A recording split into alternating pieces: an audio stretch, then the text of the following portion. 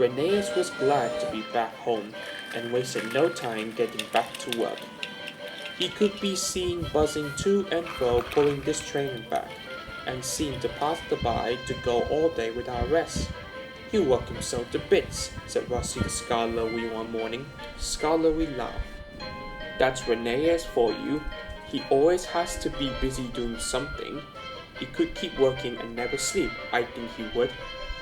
But despite his hard work and dedication, he could sometimes get impatient and prefer to do everything by himself, which I'm sorry to say embittered his relationship with Sir Handel, who could be lazy. Wake up, Sir Handel. What? I've been waiting for you to clear out that siding all morning, Renee said. I have a train to take, and I can't shut my truck if you dawdle about. Well, excuse me, said Sir Handel, gritting his teeth.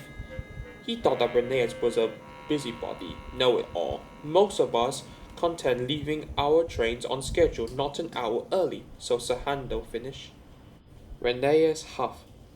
If I shut my train now, that frees up time later to make your run to the quarry and back. Or do you not understand how to be efficient? I'm fine with doing what I need to do when I need to do. All that extra work is for pushovers like you. Pushover indeed, said Reneus crossly, but before he could retaliate, Sir Handel flounced away. Later that day, Reneus has complained to Scarlowy about Sir Handel. He is impossible, he said.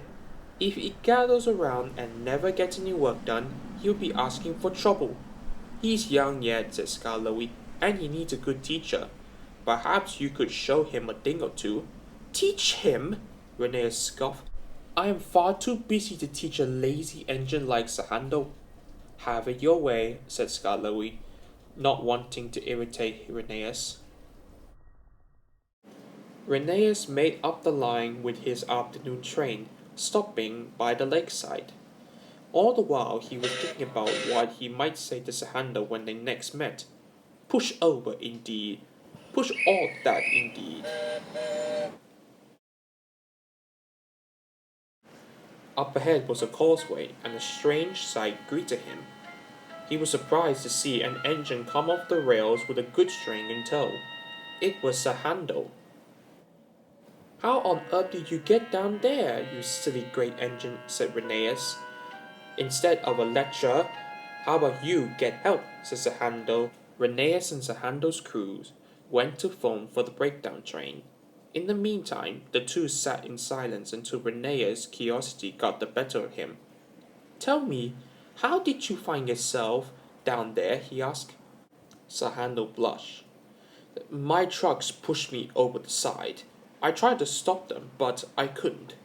Reneus suddenly laughed. They push you over the side, he chuckled. It seems like we both pushovers, aren't we? So Sir Handel couldn't suppress a smile. I'm sorry about what I said, he said meekly. It was rude of me to be cross with you for trying to get your work done. Well, no, actually, I am sorry too for calling you lazy.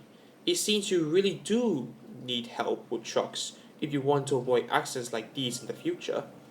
I will teach you, I promise. The breakdown train arrived and got Sir Handel and his train back on the rails. Sir Handel and Reneus are now good friends. They still get on each other's nerves, but that's what friends do. Reneus has taught Sir Handel a lot about trucks and hard work, which allows Sir Handel to be a better engine.